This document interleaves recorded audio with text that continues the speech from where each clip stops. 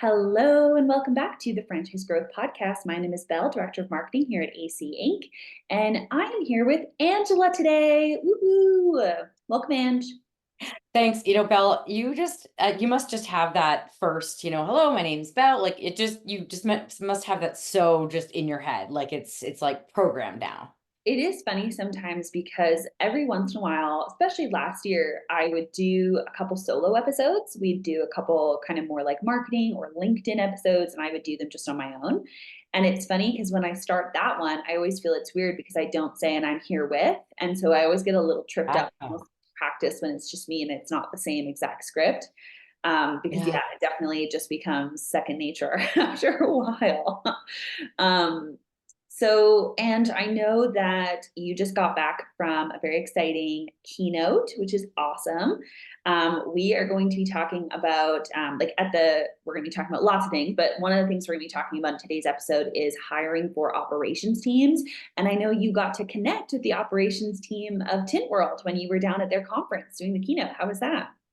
Oh, it's always so fun. It's just so awesome to see the especially the field team members, the ones that are rolling up their sleeves and working directly with franchisees. It's so cool to see how much they care. Unless they're not a good team, but this is a good team. And also we were fortunate enough to have worked with them. Brecken had done some work with them, so of course they're raving about Brecken, but who doesn't? Shout out to Brecken. But they were just, yeah, they had a lot of fun with him, also making fun of some of his Canadian accents, like process instead of process. But yeah, Yes. but anyway, on the whole, just you can tell that they're like at one point there were round tables, and you could see they're, at the round tables, they just want so badly to help the franchisees, and it's just so critical. And then meeting other their their supervisors and different levels of operations on the team was great as well. So you can tell they're just working hard to help these franchisees be successful. So and as a partnership, franchisees working on what they need to do, and franchisor doing what they need to do. Yeah, I love that. Yeah, I saw you sent through a photo and I was like, that is so fun. I love that they gave a shout out to Brecken and that's cute that they were teasing him and stuff. That's awesome. We are going to dive right into our icebreaker. And this one is what is one piece of technology that you could do without? Like one piece of tech you could get rid of. And it could be anything. It could be like, I don't really need a TV. I don't really Oh, okay. need a speaker or Okay, so something I maybe don't even have that other people usually have. yeah, I'd be curious because I think everyone would not give up their phone. I think that's going to be an obvious. Yeah, And yeah, laptop is probably not one you'd give up either, but I'm curious if yeah, it's something you would give up. yeah. Well, it's funny. Yeah, when you were saying it, I was thinking, like, well, the first thing that popped into my head is an iPad. I don't have an iPad. I Oh, But I'm very Apple. Like I have the MacBook, the Apple Watch, the AirPods, and I love all that. I love how it talks to each other and all that. But the thing, well, I mean, one thing that you said that right away, TV. Like I really don't watch TV. It's kind of embarrassing because people are like, "Oh, I binge watch this." And I guess I have watched like the odd series when enough people talk about, like when Yellowstone was on. I was like, "Ah, okay." Everyone was talking and like dressing up and stuff. So then I watched it. We do have a big TV at home here, but I don't really even fully know how to work it, other than like I can turn it on and I can usually figure out channels. But there's all these different streaming things, and I get overwhelmed and I don't watch it enough so I don't practice. So if I didn't have a TV and I did want to watch anything, I could just watch it on my laptop anyway. it's true. Like when I'm in a hotel room, I don't even turn the TV on, and I'm like, oh yeah, there's a TV in here. That's a good one. That's a good answer. I think it means there's probably a little less screen time in terms of like relaxation time, which is good. And Uh, I have gotten into, you'll be so proud of me. I have gotten more into reading fiction on a Kindle, and I read the book Una out of order. I had to tell, I know. oh my gosh, wait, I Yeah. felt so weirdly proud that you took my reading recommendation. Yep, I love I it. did. Yeah, it was an interesting book. It was, yeah, it Yeah. was really interesting. It's the basic premise is a girl like wakes up in a different year of her life every year on her birthday, so she's experiencing her life in a different order. I just really loved some of the lessons, and not even lessons, but just some of the insights on our lives and like how we treat different stages of our life, and what would it be like if we kind of didn't count on, you're going to be young for these years and you're going to be a little bit older for these years, and here's when these people are in your life and here's when they're not. And so it was cool because every year of her life she had like different people in it, and different experiences she was going through. I thought it was really interesting. That's so cool. I love that you read it. Well, I do like the idea of escaping from thinking about like all the day-to-day stuff. And so whether it's, by the way, I'm not knocking TV watching at all. I just think it's, I think part of it is because my family members that like different things than I do maybe. And so I let them choose. And then I just kind of do my own thing at that point, but reading does the same thing, and it's fun. So yeah, I'm turning into a bookworm. And I of course read my, professional development books as well, but it's like I've newly discovered fiction. Oh, that's so neat. I love that. Okay, that was a great icebreaker. I love that for us. We are going to be talking about, as I said, hiring operations teams, specifically this week's episode, because we are going to be doing a couple other episodes in the future, more about actual like steps and building out operations teams. But this episode, we're going to be talking about some mistakes, because we, as in our whole team and things we hear about on roundtables and in our team calls, we've been seeing a lot that franchise brands kind of between like 50 to 100 units is often a sweet spot where we like see this happen quite a bit. Is in their operations team and department, they're like kind of still struggling to get it built out. Like maybe they have an ops team or they have people designated in their operations area, like doing operations things. But often it's especially the support side, so the franchisee coaching, the field support, that is where there can be a lot of trickiness of like what counts as just general ops, what counts as the support, how do we kind of structure it properly, how do we bring on the right people, or source people already on our team to be kind of in these roles or taking on these tasks. So we're seeing a lot of questions come up, people going, okay, what's a mistake that I'm making? Like, why is this not working well? So I wanted to ask you about hiring or sourcing the operations team at kind of that growing stage, in terms of a franchise brand, and talking about just some common mistakes. We see common mistakes we've helped people kind of overcome. And I know we've got kind of a list we're going to go through here, but let's start with a couple of the foundational ones, couple kind of foundational mistakes that we see often. Okay, I think just for context, I just should explain something because you and I are so in it, so we just kind of know what's going on. Oh, But yeah, feel free. one thing that actually made just a starting point that just came to mind as you were talking is when you mentioned about the 50 to 100 units issues, when we start to see it, we start to see that there's problems kind of with the ops side of things. And I mean, the problems actually show up usually even sooner than that. But I just wanted to point out that I think why that is because when the CEO and like the founder, starts things out as a franchisor, often they pull somebody from their original business, their flagship location, who's strong in operations, maybe people oriented, and they think, okay, this person will fit that role. And maybe they do fit that role initially, but as the company grows, often they outgrow that person. And it's around between 50 and 100 units where they start to see that. And then they think, oh, we need to bring in a professional. We need to bring in somebody from the outside. And then this is where we'll get into the mistakes in just a sec, but we often see a lot of turnover as they keep trying to find the right person. Mhm. And this is something that, is very common, I'd say under 100 units, especially that where they're just trying to figure out like, what is the department and all that. But then the mistake is so the number one mistake that we see, and this applies both to somebody that's in a, say, director of operations or a VP or COO, even sometimes, or the field, because they're just trying to figure out all the operations. And that is bringing in somebody that has already been in franchising at another company. So, the way that it goes is, and this is especially with these more emerging brands under 100 units, that they're like, we need someone that knows how to do this. So let's bring someone in that's already done it before. Yeah, so I'll pause there just because I'm sure that was a lot. And then I know we can definitely dive deeper into that point. Yeah, I was just gonna say that I think is, and the way you phrased it was nice, is it's that's kind of the key mistake we see.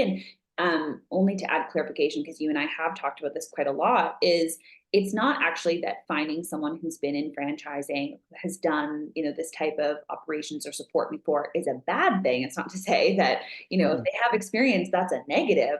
But what you said was the when someone is solely focusing on bringing in someone who's done it before, that's their main criteria. That's the main thing they're caring about when they're bringing in someone to do it in their system. So it's not that experience is a negative necessarily. It's just that when that is the only vetting that's kind of being looked at, the only thing that's being like, oh, well, if they've done that exact same thing before, they should just come do it at our brand. And having that mindset instead of kind of a multifaceted, we know someone needs to fit really well with our culture, and we know someone needs to be have a lot of these specific soft skills, right, so that they work well with our franchisees and our team. And so there's a lot of things that go into that, which we will actually be doing another episode on, so like a whole Mhm. episode on what goes into that. But I think that the way you phrase it was good, is when the sole focus is just to find someone who's done that before, and that's all you're caring about. That's where you can kind of end up in some of these challenging these challenging waters. So do you want to get into a little bit more of like why having that as your only focus, when it comes to bringing on someone, like at that kind of key crucial point in the operations building stage? Why is that such a why is having that narrow focus of like someone who's just done this exact same thing before, why can that cause some issues when you're bringing them into your team at that stage? Yeah. So there's a lot of things that can go wrong that we've seen. And again, just emphasizing, I can imagine why a founder would be like, let's get someone who knows this. Of Because course. also the other thing is, up until that point, they were really probably quite involved on the in the operations side, and they're trying to let go. So they're Mhm. like, I need someone smarter than all of us to come in and do this. And so one thing I've seen is that person comes in and has like an overconfidence, and maybe even some ego, and they come in and they that causes trust issues with the current team and franchisees potentially, but especially with the current team, because they haven't won them over yet, right? So they're coming in, they're overconfident, and they maybe even also are bringing in things that they did at other companies that don't necessarily work. And Mm. um, actually, one key point in this is that another thing is, with that person coming in, is, as you're well aware, and hopefully our listeners that know us well in our roundtable community and our clients, we are professing a more modern approach to how you take care of franchisees. And so if you get somebody who's already been in franchising, what if they're using the more traditional approach, which is not any better than what the franchisor is already doing? Hotline support, reactive, not trying to get out ahead of issues. It's something you might want to add into that. Oh, yeah, I was just gonna say, yeah, so when you're saying that traditional approach, so if as a founder, you're trying to find someone who, oh, they know what they're doing in terms of franchise operations, they've done it for 20 years in this industry, we'll just hire them, perfect, we'll just bring them in. What you're saying is that approach that they're looking at operations might not include things like proactively coaching franchisees, or might not include Yeah. aligning all departments on franchisee success, right? There's lots of kind of more modern takes on like being more proactive, business coaching for franchise owners, aligning marketing, because marketing is often supporting franchisees quite a bit, and that's even really an operations thing as well. So getting everyone aligned there, and so that's what you're kind of saying there is there's a difference between someone who just has tons of experience and has done it for a long time versus their approach. And someone can have been in franchising for 20 years and have that approach, of course, but keeping in mind that you're wanting someone who really understands that proactive support, not just, answering questions when they come up, or Mhm. giving them, templates when they need it, like not just that kind of Yeah. reactive side. So just wanted to clarify that. Well, and a big difference between the more traditional way of coaching, or not even coaching really necessarily, but it was more called support or consulting, is the lack of soft skills, the lack of attention on soft skills. So what I also see is this person that understands franchising. Again, maybe they're coming in as a VP of ops, with a company with 50 or so units or whatever. And the old school way wasn't to know about soft skills. And so they come in and well, we're going to set up, like a goal setting and review type approach. And so when you meet with the franchisee, you're going to go through their KPIs with them, and you're going to do business planning, and you're going to, like, some of that is proactive, but it doesn't work if you don't have the soft skills. And when I say soft skills, I guess just for clarity for people, understanding things like situational leadership, knowing how to use tactful assertiveness versus like aggressive or authority, conflict resolution, empathy, all the things that work really well when you know how to use them in coaching. So that's the other thing that gets overlooked. And going back to, you said, when people, as if it's that narrow focus, it's like they're putting so much weight in the fact that this person's going to come in with franchise experience, and it's like their tunnel vision to the other thing. So that, like you said, it can be done, it can be successful if you do these other things to vet out, like, are they a culture fit, and are they, going to have the soft skills? Do they understand proactive coaching versus we're just supporting them when they call us kind of thing? Yeah. Doable. I love that this is now kind of turning into the how to avoid the Yeah.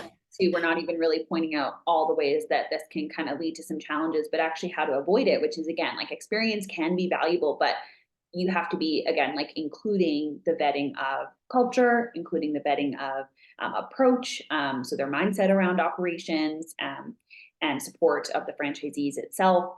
You have to consider soft skills, all those awesome things. But let's maybe dive into a couple other things to just be aware, if you're not kind of taking that approach of, we're also hiring someone for our team, right? So experience isn't going to be the only thing that we're looking for. Because I In know, general. sorry. In general, like if you're just Yeah. hiring somebody. Yeah. Yeah. Um, yeah. So I know we talked about the culture fit issue, which I think can not just be something to be a little concerned about on the franchisee side, but also with your current team, right? So having someone come in maybe with, like, again, really big, you mentioned this earlier, really, really big plans and ideas, but you want to make sure that they mesh well with your current existing team too. And I know some of this is probably sounding pretty obvious when it comes to hiring, but it's funny how obvious it can seem when we're just talking about it on this podcast. And yet, so many times in our leadership roundtables or in our client conversations, we'll be talking about where people got put. And again, sometimes it's sourcing from existing team members of who has some of these skills or some of this experience. We'll put them and they can go do this. Because we are also busy and there's a lot going on, and we want people to be able to come in and help us and bring that expertise. But sometimes we forget that it's the same as any other position where training is involved. We want to make sure they're aligned with our company's mission and our values, and all those things are still important, even on that operation side, which, it's funny, again, it sounds so obvious sometimes when we're just I talking. know. Well, you know what? It does sound kind of obvious, but here's the reason it's so critical in franchising, and that's because franchising is a people business. It is so people oriented. Yes, there's other industries out there like that too. I'm not saying there isn't, but it is so dependent on relationships and people. And that, so it amplifies all of the needs of that we're talking about. Like, the culture fit, all of that stuff is even harder if you because it's franchising, if you don't get it right. Mm. So I guess I'll just kind of segue into answering then what are some of the things that would include. One thing is whether or not they've been in franchising before. Bringing somebody in, and definitely applies mostly to operations, but as you know, we've seen it in franchise marketing and other roles. It's when they don't fully understand the franchisee franchisor relationship, which again is why people err on the side of hiring somebody from franchising, which doesn't mean they understand the franchisee franchisor relationship. Yeah. But I guess I'm trying to get out ahead of, like, kind of a common question then is, okay, so if we wanted to trust that we could find somebody that's not in franchising, like, can that work? Can I bring someone onto my operations team who hasn't had experience in franchising, especially to be at a supervisor, director, executive level? Yeah. And I believe, and we've seen it work, where the answer is yes, if they understand people and they have those soft skills. So, But I think that's also so interesting too, because I feel so often that people are kind of waiting to fill that position because they want to find someone who has a bunch of years in franchising and operations and they specific. can't afford them, they think, Yeah, right? and Yeah. especially as a more growing brand, I do find that sometimes people are like, oh, we're going to wait and bring on someone who, you know, has a high level role title from another business or something like that. And so it's almost also putting off bringing someone in for Yeah, that. which Also creates kind of, more yeah, problems. which obviously can create even more struggle and challenge in the future. But so even just knowing that it is possible to bring someone on who doesn't have you know, a super high level title from franchise, because those are also hard to find. It's hard to find someone who not only has a high level operations title, tons of experience in franchising, and is a great culture fit, and you know, is And vetted. you can afford them. Totally, totally. If they're that good and they're in franchising, someone else is gonna snag them probably. So yeah, Yeah, I think it's, I just want to really highlight that if you're, when doing that though, you need to take the time to ensure they fully understand the franchisee franchisor relationship. Like they could, if they're smart enough and they come in and they haven't been in franchising, but they get people and they, you know, they know business and they know operations, that it's, you could teach them what the relationship is and they can learn that over time. So those are, and they'll have your perspective on it too, which is so cool. Like they're going to have, if you are teaching them about the franchisee franchisor relationship and your specific interactions with your franchisees and how important that relationship is to your brand and stuff, I just think that's so special that they could come in and learn that from you. And it opens up your pool of who you can bring on too, because I think that can be, yeah, definitely a pain point in terms of finding that perfect fit. Uh, you know what would be a really good way for them to, like, if they say that you bring on even if they're going to be a more director or leadership level ops person, a really great idea would they could go check out the academy because the AC Academy, because the like the courses in there, what I think that, you know, a lot of COOs and VPs of ops have maybe lost touch with what exactly could be happening on the front line, and to understand that and then be able to build a team that's going to deliver that kind of service. So kind of kidding, kind of not. Of course, I'm not kidding that. I would love people to check out the academy, but just, yeah, I couldn't resist mentioning that. It's a great way for people well, to I think understand franchise operations. it's really important to mention, yeah, because I think the other question that often comes up is, okay, so we want to have bring on someone to support us. We want them to have the right approach to franchise operations and franchisee support. We want them to mesh with our team and all these things. But then also training and providing a coaching framework can be a lot of work. Can be a lot to provide a new team member. So the academy courses are an awesome resource to be gathering some of that information. Our coaching framework course, like our strategic growth coaching course, is amazing for that. Whole bunch of other coaching, like coaching franchisee motivation, lots of soft skills. Yeah, so really, really great resource there if someone is looking for more of how do I then bring on someone and provide good training and development for them. That's an awesome resource there. I hate to cut us short, but we are going to be doing a whole episode on the actual building blocks. So, what to be looking for when you're bringing on this person. We talked a lot about some things to watch out for or some just dangerous mindsets to get in this episode. And we'll do more of the tangible steps in our next one. But is there anything else you want to add, Ange, before we finish up today? No, I just think it's important for people to really understand that how important the role is, although they usually do figure that out by the time their franchisees are unhappy and not profitable and they're starting to be tensioned. The sooner you figure out that this is important, the better. That's, I guess, my main tip here. So true. It's so true. Awesome. Well, thank you so much for coming on the podcast. And that was a really value packed episode. I think really important, just reminders in terms of the mindset of hiring this specific role in your team and the value of it. And I'm really looking forward to recording our next one where we get into more of the action steps around it. So thank you all so much for listening, and everyone, go be awesome.